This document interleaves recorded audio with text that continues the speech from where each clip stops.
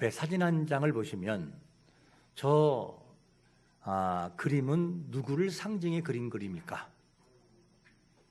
사사시대에 강력한 힘을 지닌 사람이 누구였었죠? 삼손이었습니다. 그런데 이 삼손의 힘은 당할 자가 없어요. 사람이든 동물이든지 당할 자가 없어요. 삼손한테 걸리면 사자의 입을 찢으니까. 이게 삼손의 힘이었어요. 그러면 삼손의 힘은 어디서 나오는 것일까 하는 질문에 삼손의 힘은 사사기 13장 5절에 보니까 이런 답을 주고 있어요. 보라, 내가 임신하여 아들을 낳으리니 그의 머리 위에 삭도를 대지 말라. 이 아이는 태에서 나옴으로부터 하나님께 바쳐진 나실인이 됨이라. 그가 본래 사람의 손에서 이스라엘 구원하기 시작하리라 하시니래. 여기 보면 이 한글 기역 성경에는 태에서 나옴으로부터라고 되어 있지만, 그런데 원문에서는 태에서부터 이미 잉태되는 순간부터 하나님의 능력이 함께된 사람이 누구냐? 삼손이었다는 거죠. 그러니까 삼손이라고 하는 사람의 힘은 삼손 스스로에게 나오는 것이 아니라 하나님으로부터 나오는 강력한 힘인 것을 믿으시기를 축원합니다. 성도의 힘은 어디서 나올까 하는 질문이에요. 성도의 힘은 성도 개인에서 나오는 것이 아니라 성도를 부르시고 이끌어 가신 하나님의 능력으로부터 나오는 것도 믿으시기를 축원합니다. 자, 그런데 삼손이 이 힘을 보존하기 위해서는 구별된 삶을 살아가고 하나님의 약속 안에 거할 때만이 힘이 보존됐습니다. 이것이 되지 않으면 보존될 수 없었어요. 삼손이 자기의 힘을, 자기의 벗어날 울타리를 벗어나서 힘을 과시하고 쾌락에 빠질 때 어떻게 바뀌죠? 다음 그림 하나 볼까요? 뭐 하고 있어요? 맷돌을 돌리고 있어요. 맷돌. 너무나 무능하게. 저것도 블레셋 사람들의 진영에 가서 저렇게 바뀌어져 버려요.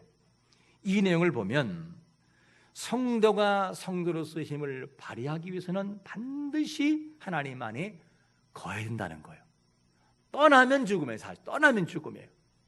이걸 항상 잊지 말아라. 오늘 본문에도 하나님의 백성들이 가나안 땅에 들어가기 전에 너희들의 가나안 땅에 들어가기 위해서 무엇을 해야 되고 들어간 이후에 행복한 삶을 위해서 해야 할 것이 뭐냐? 이 내용을 오늘 본문에서 말해주고 있어요.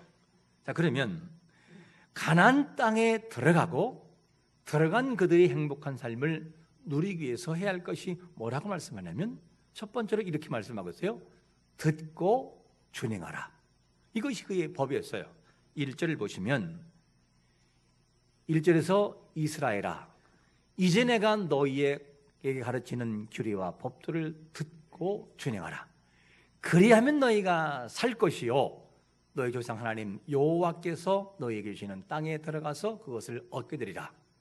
자, 백성들이 해야 할 것이 뭐냐면 가나안 땅에 들어가서 반드시 할 것이 뭐냐? 규례와 법도를 듣고 지키는 거였어요. 여기서 말하는 듣다라는 이 단어가 무슨 뜻이 담겨 있냐면 귀로만 듣는 것이 아니라 이 말씀은 방향성을 제시하는 순종까지 포함된 단어예요. 듣고 끝나는 것이 아니라 그대로 방향을 바꾸고 순종까지 이루는 단어가 바로 이 단어예요. 듣다. 그러니까 좀 더 구체적으로 말씀드리면 성실하게 하나님의 말씀을 이해하고 그 말씀대로 순종하려고 노력하는 자세가 백성에게 반드시 있어야 했다 그 말이죠. 이것이 있어야 됐어요. 이들이 왜 규례와 법도를 준행해야 되느냐? 이유는 하나예요. 하나님이 그들을 이스라엘 백성, 즉 선택된 백성으로 구별했기 때문에요. 구별된 백성이기 때문에 반드시 그런 삶을 살아가야만 돼요. 그래서 하나님이 백성에게 뭐라고 말하죠? 너희가 가나안 땅에 들어가면 그들의 문화 속에 젖지 말아라, 답습하지 말아라, 이렇게 말을 해요. 문화에 젖는 순간 이스라엘 백성들은 무력화가 되어버려요. 그러니까 백성들의 진정한 힘은 어디서 나오느냐? 하나님의 말씀을 듣고 그대로 준행하며 살아가는 삶에서 능력이 나온다는 거죠. 이스라엘 백성들이 백성들 안에 있을 때는 고민할 이유가 없어요. 왜? 다 율법을 지키는 민족이니까.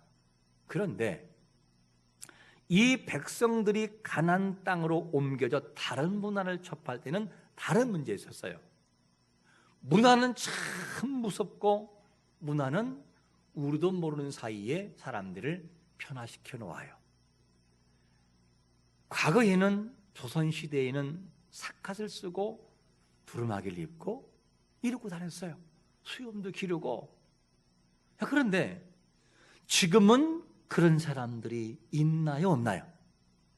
어쩌다가 한 번씩 할아버지들이 삿갓 쓰고 오는 분들이 종종 있긴 한데 보기가 거의 힘들어요.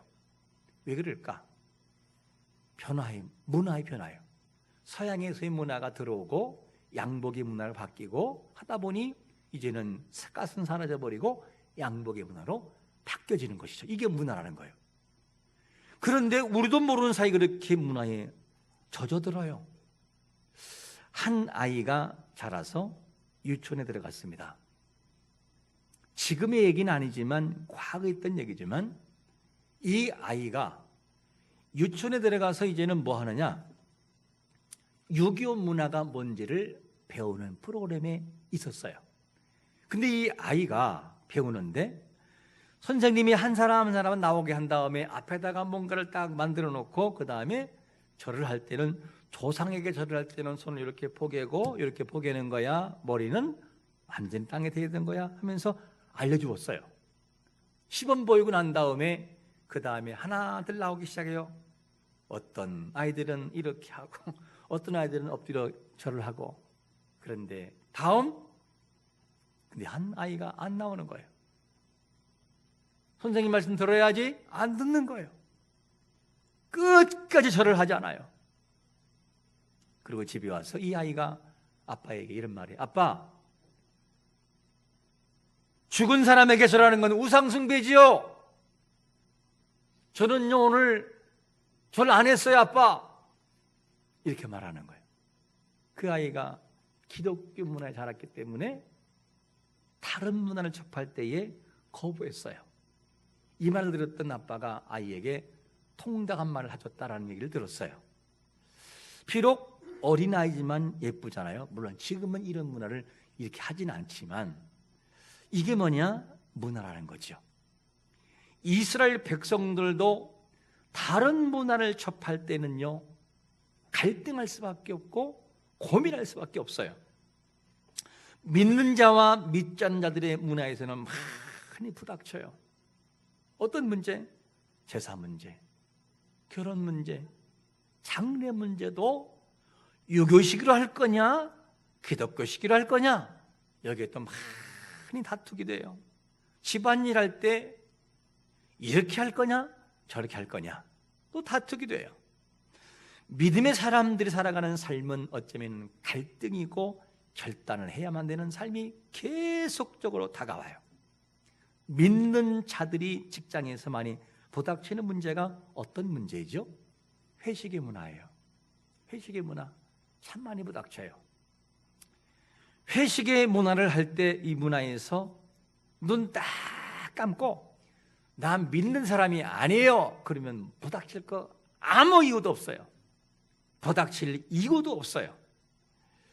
그렇게 힘든 삶을 살아갈 이유도 없다라고 생각할 수 있어요. 그런데 하나님의 백성들에게는 정해진 법이 있어요. 그게 성경이거든요. 성경에서 빗나가면 마음에 왠지 모르게 힘들어요. 그래도 우리는 규례와 법도를 따라 가야만 돼요. 넘어져도 또 노력을 해야 돼요. 또 넘어져도 또 고민해야 돼요. 이게 그리스도인들의 살아가는 삶의 모습이죠. 말씀대로 살아갈 때 약속의 땅에 들어가서 삶이 보장된다. 이 얘기를 하나님이 말씀하고 있어요. 현재를 살아가는 우리는 반드시 기억해야 돼요. 말씀대로 살아가려고 노력을 하셔야 돼요. 특별히 말씀대로 살아갈 때에 조심할 것을 우리에게 당부하는데, 뭘 당부하느냐? 오늘 본문 2절에 보니까 이런 말씀을 해요. 같이 한번 읽어볼까요? 시작. 내가 너희에게 명령하는 말을 너희가 가감하지 말고 내가 너희에게 내리는 너희 하나님 여호와의 명령을 지키라. 하나님의 말씀대로 살아갈 때에 가감하지 말아라. 네가 함부로 이러다 저러다 도와주지도 말고, 이건 괜찮아? 빼지도 말라는 거예요. 이게 하나님의 법이에요. 자, 그러면 하나님의 말씀을 가감함으로 어려움을 당한 사람의 일은 누굴 들 수 있을까? 구약의 인물 중에서 아담의 일을 들 수 있어요. 그리고 하와의 일을 들 수 있어요.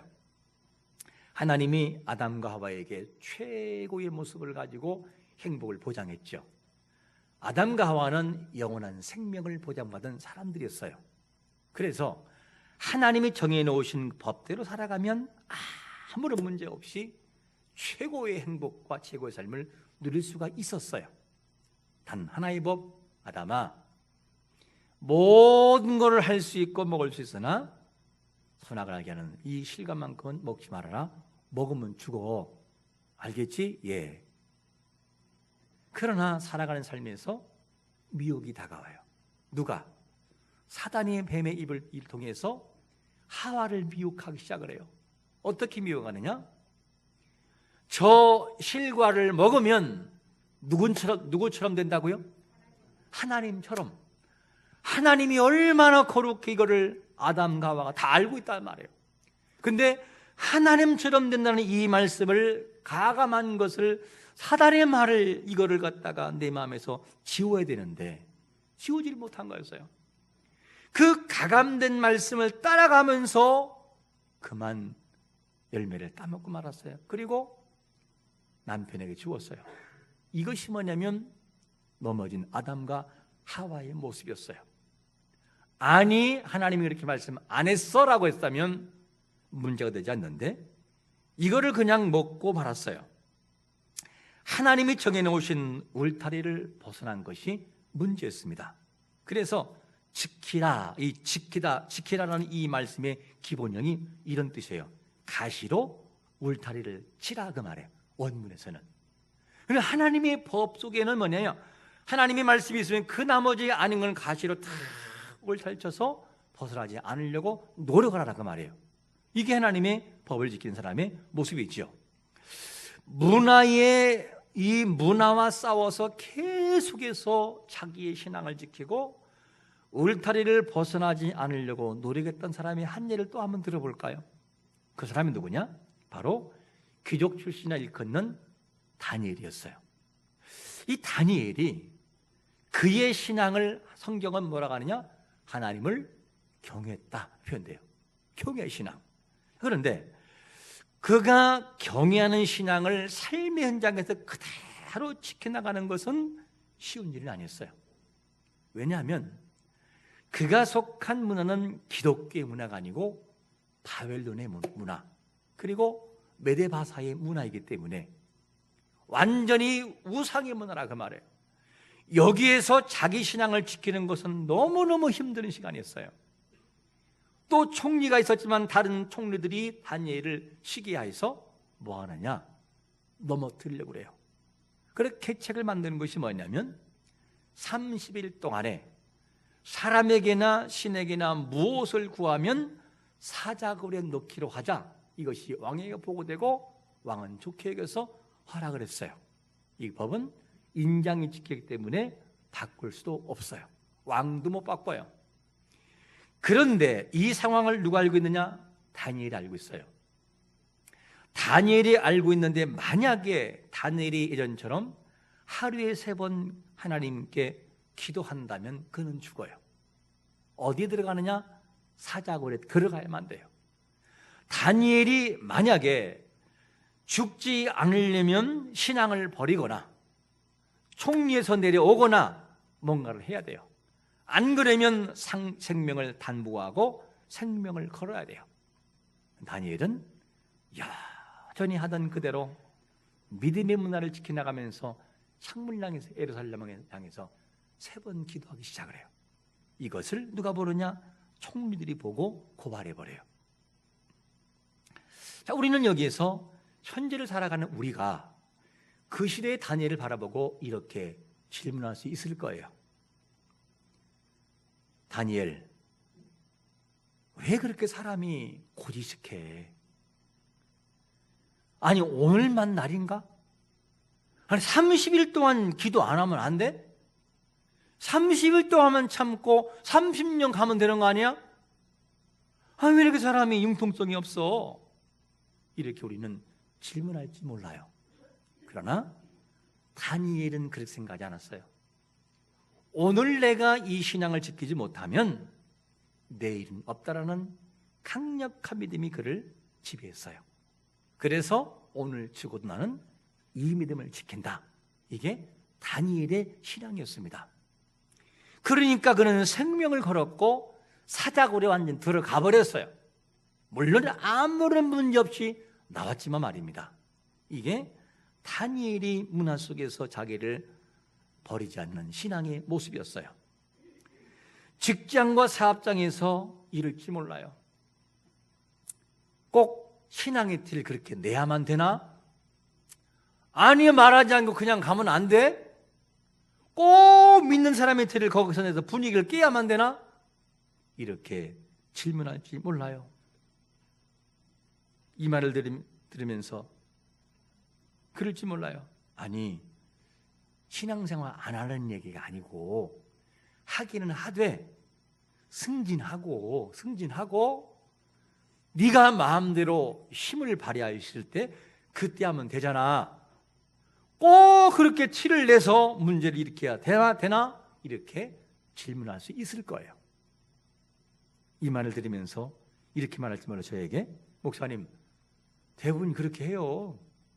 그렇게 살아간다니까요. 그러면 안 해도 괜찮아요. 알아서 합니다. 그러면 저는 이렇게 물어보고 싶어요. 그러면 앞에는 저도 목회자인데 성도가 안 보고 성도가 없으면은 마시고 취하고 피우고 서울, 대전, 부산 찍고 돌고 해도 되나요? 목회자이기 때문에 안 돼서가 아니고 하나님이 구별한 사람이기 때문에 안 되는 거예요. 하나님의 자녀이기 때문에 하나님 나를 바라보고 있다는 사실 때문에 그럴 수가 없다는 것이죠. 물론 이 중에는 뭐 하는 사람도 있으나 한 사람은 그냥 하세요. 그냥. 그런데 서서히 줄여가세요. 그리고 좀 더 하나님이 기뻐하시는 모습으로 돌아오세요. 그 목표를 삼으세요. 어쩔 수 없어요. 자, 우리가 이렇게 살아갈 이유가 뭐냐면 울타리를 벗어날 수 없는 이유는 그분이 우리를 그렇게 믿고 기대하기 때문에요. 그래서 함부로 살아갈 수 없다는 거죠. 말씀대로 살아가야 하는 이유가 또 하나가 있어요. 이유가 뭐냐면 본문 3절에 보니까 이 예를 들고 있어요. 같이 읽어볼까요? 시작. 여호와께서 바알보올의 일로 말미암아 행하신 바를 너희가 눈으로 보았거니와 바알보올을 따른 모든 사람을 너희 하나님 여호와께서 너희 가운데서 멸망시키셨으되. 이 말이 무슨 말이냐면 이스라엘 백성들이 가나안 땅에 들어가기 전에 이 이방인의 술사였던 발람의 올무에 꼬임을 받아서 이방 여인과 함께 음행을 하고 바알보르에게 우상을 섬겼던 사건이었어요. 이 사건으로 몇 명이 죽느냐? 24,000명이 죽어요. 24,000명이. 그러면 왜 이 사건을 우리에게 소개하죠? 이유는 하나예요. 얘들아, 너희에게도 이렇게 될 수 있어. 너희에게도 이렇게 될 수 있으니까 울타리를 벗어나면 멸망이다. 그러므로 울타리를 벗어나지 말고 말씀과 그 내용 속에서 특화하는 삶을 살아가라. 이렇게 말씀하는 거죠. 그럼 이렇게 질문할 수 있을까요? 아닌데요. 나는 뭐 죄를 짓고 막 살아가도 하나님이 아무렇게 안 하던데요. 우리 주위에 누구도 봐도 아무런 뭐라 안 하던데요. 이렇게 하시는 분들에게 저는 이렇게 말씀해 드리고 싶어요. 베드로후서 3장 9절 보니까 이런 말씀을 해요.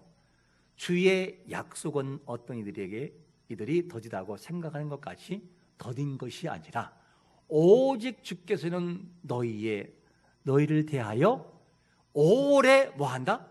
참으사 아무도 멸망하지 아니하고 다 뭐하고? 회개하고 돌아오기를 바라신다는 거예요.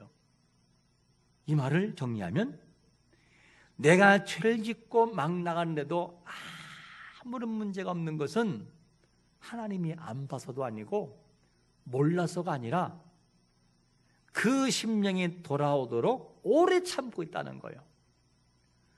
하나님의 속성은 오래 참으셔요. 그런데 오래 참으시지만 한 번 진노하시면 감당할 수 없어요. 두 가지 속성이 같이 있어요. 그래서 너에게 아무런 문제가 없느냐? 내가 오래 참아서 그래. 돌아와야 돼. 본래는 성령을 속였던 아나니아와 삽비라처럼 당장 죽어야 하지만 내가 참고 있는 거야. 그러니까 너희가 격길로 가지 말고 울타리를 벗어나지 말고 안에 거하라. 오늘도 여전히 녹하고 있는 것이죠. 현 시대를 살아가는 우리는 말씀대로 살아갈 의무가 있어요. 반드시 말씀 안에서 거해야 행복할 수 있어요. 그러면 우리만 바로 살아가면 될까 하는 질문이에요. 우리만, 나만. 우리에게는 책임이 부여됐어요. 어떤 책임이 있느냐? 반드시 가르쳐야 할 책임이 있다는 거지. 가르쳐라. 누구에게 가르치느냐? 두 번째로 이렇게 말합니다. 아들들과 누구에게? 손자들에게 알게 하라. 이게 책임이에요. 본문 9절에 보니까 뭐라고 말씀하냐면 같이 한번 읽어볼까요? 9절 시작. 오직 너는 스스로 삼가며 내 마음을 힘써 지키라.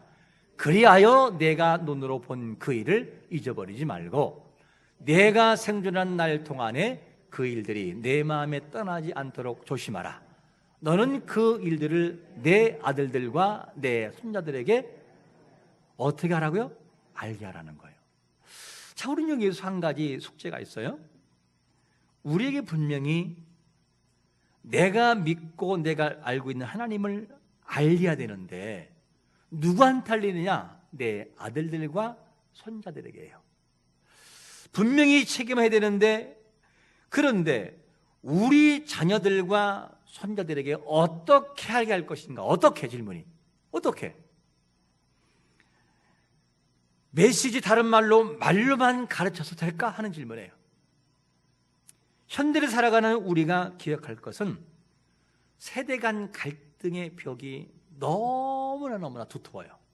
그리고 이 갈등들이 너무나 심하고 세대와 세대 간에 이해하는 방법론이 너무 달라요. 너무너무 달라요. 어른들은 앉아봐, 들어 그러면 들을 것처럼 보이나 안 들은다는 거예요. 왜? 이해하는 방식이 달라요. 지금 시대는. 그래서 요즘에 젊은 사람들이 많이 쓰는 단어가 무슨 단어냐면 꼰대라는 거예요. 꼰대. 꼰대란 단어를 많이 써요. 꼰대는 아주 나이가 많은 사람이 잔소리하는 소리. 보통 그걸 꼰대라고 하잖아요. 젊은 학생들은 선생님이 뭐라고 하잖아요. 야, 꼰대 온다, 꼰대. 이렇게 말을 해요. 꼰대라고 표현해요. 왜? 잔소리하는 걸 싫어해요. 그래서 지금 아주 이 청소년이라든가 아이들에게 잔소리하면 알아서 그만 알아서 할게. 이게 듣는 잔소리를 싫어해요. 그래서 또 꼰대짓 하네? 이렇게 말을 해요. 이것이 뭐냐면 지금 사람들의 대화 방식이에요. 노회 목사님과 이야기하던 중에 자기 교회를 얘기하는 거예요. 자기 교회. 뭐라고 얘기하느냐?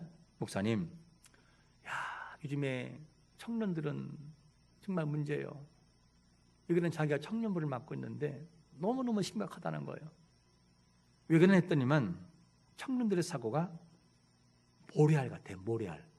모래를 한 줌 잡으면은 놓으면 팍 풀어지는 것처럼 옛날에 우리가 함께 청년들 때에 함께 융합하던 그런 것들이 없다는 거. 지금은 하나도 되지도 않고, 그리고 사람 살아갈 때 개인주의로 너무 흐른다. 개인주의로.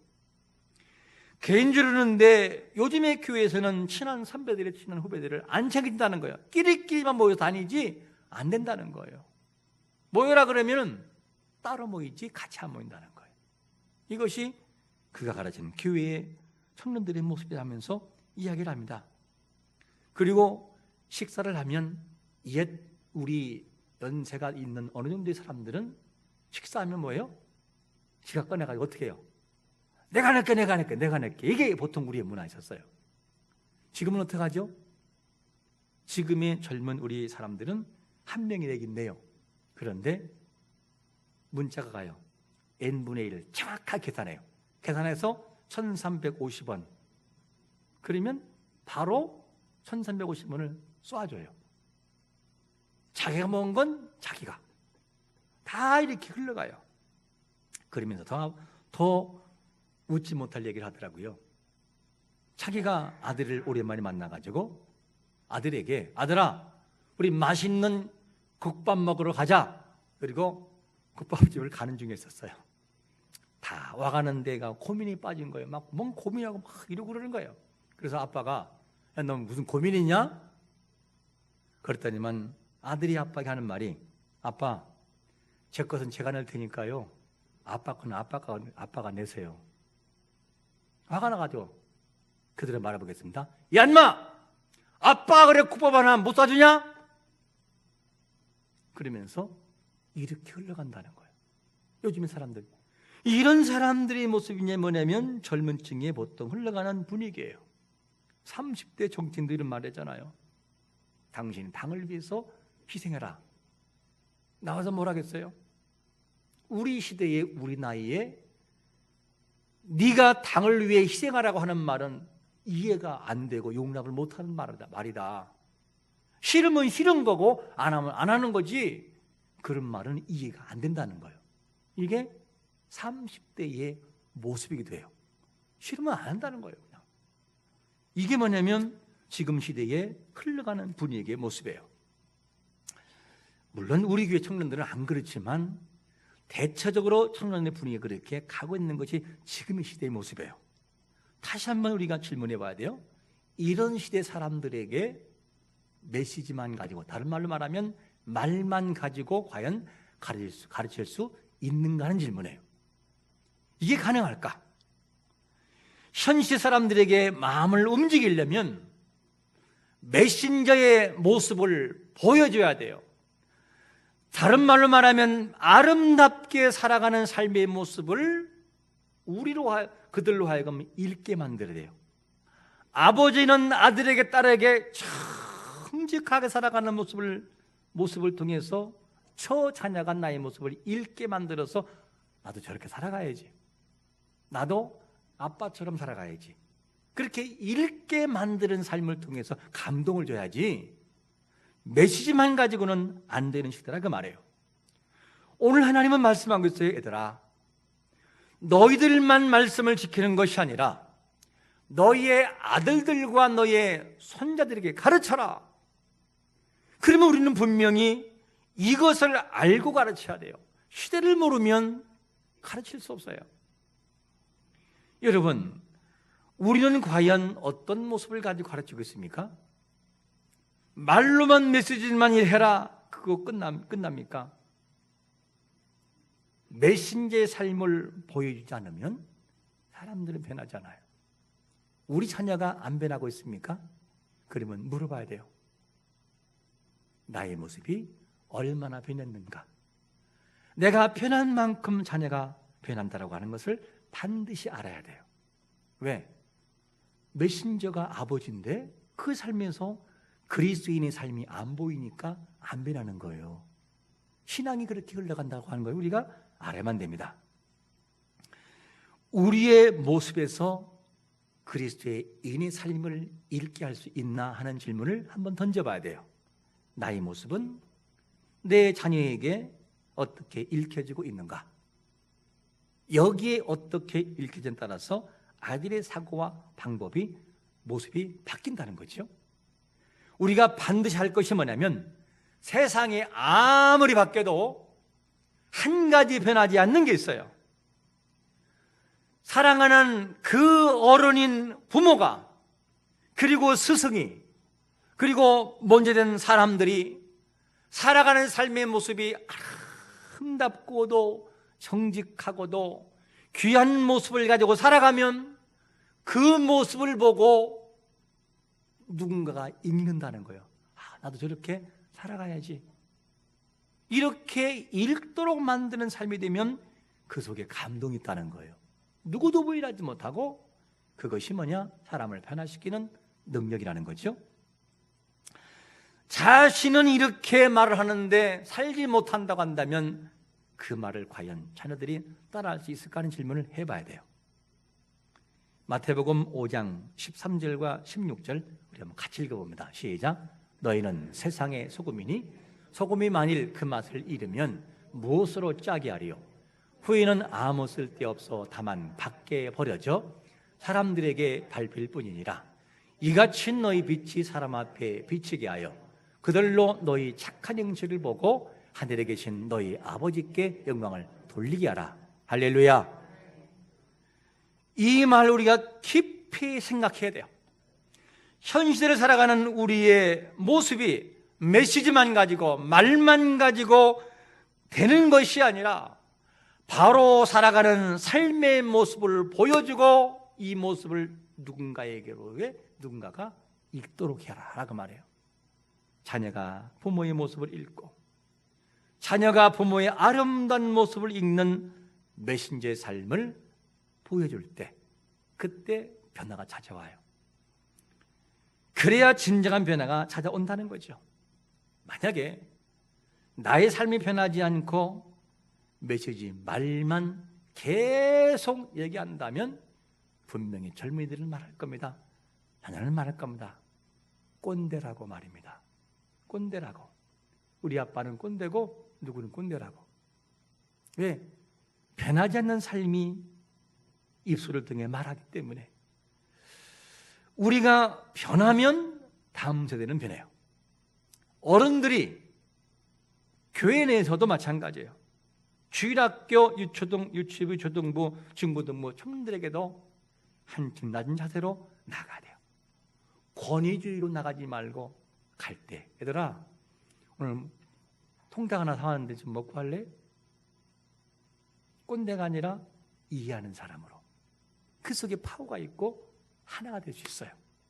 이게 뭐냐면 변화된 삶의 모습에서 보여주는 삶이죠. 오늘 우리가 기억할 말씀은 메신저의 삶을 읽게 하라. 우리의 모습을 읽게 하라. 어떻게? 내가 말씀대로 살아가는 모습을 읽게 하고 선하게 살아가는 모습을 읽게 만들어 놓아라. 그래야 사람들이 변한다는 거죠. 이 말씀을 기억하면서 우리가 속한 자리에서 삶을 읽게 만들어 신앙 읽게 만드는 신앙의 메신저가 되시기를 예수 그리스도의 이름으로 축원합니다. 아멘.